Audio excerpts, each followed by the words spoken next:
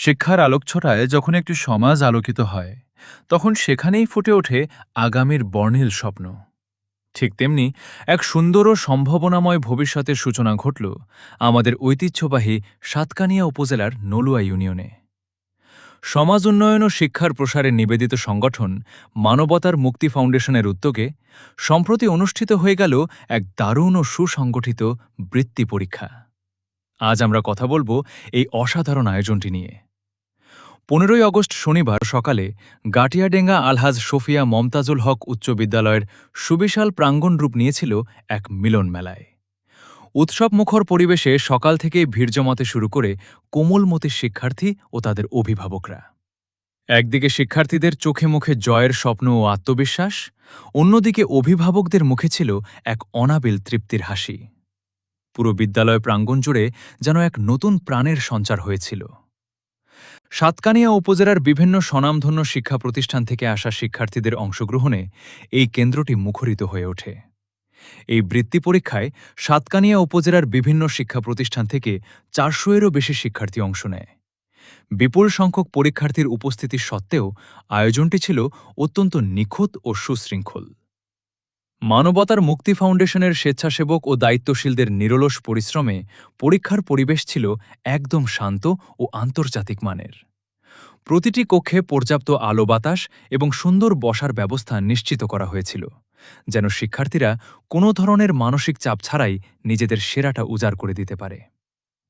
পরীক্ষার হলের শান্ত ও মেধাভিত্তিক পরিবেশ উপস্থিত সবাইকে মুগ্ধ করেছে।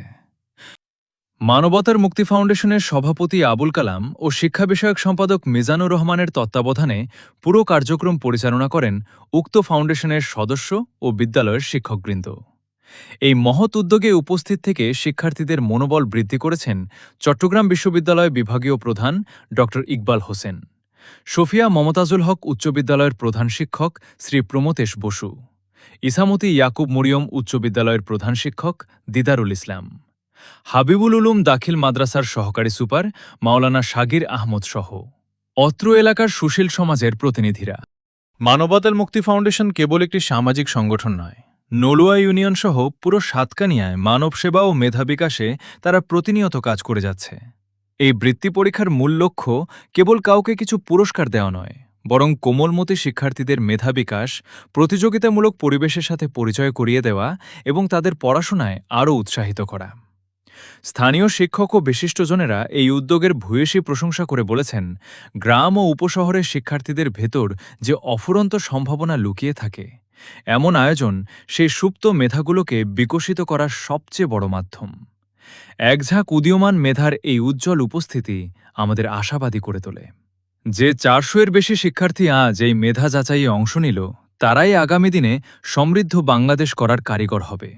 এমন দারুণ একটি আয়োজন সুন্দরভাবে সম্পন্ন করার জন্য আমরা ধন্যবাদ জানাই গাটিয়াডেঙ্গা আলহাজ সোফিয়া মমতাজুল হক উচ্চ বিদ্যালয় কর্তৃপক্ষকে এবং গভীর কৃতজ্ঞতা প্রকাশ করছি মানবতার মুক্তি ফাউন্ডেশনের প্রতিটি সদস্যের প্রতি। মেধার জয় হোক, মানবতার জয় হোক। ধন্যবাদ সবাইকে।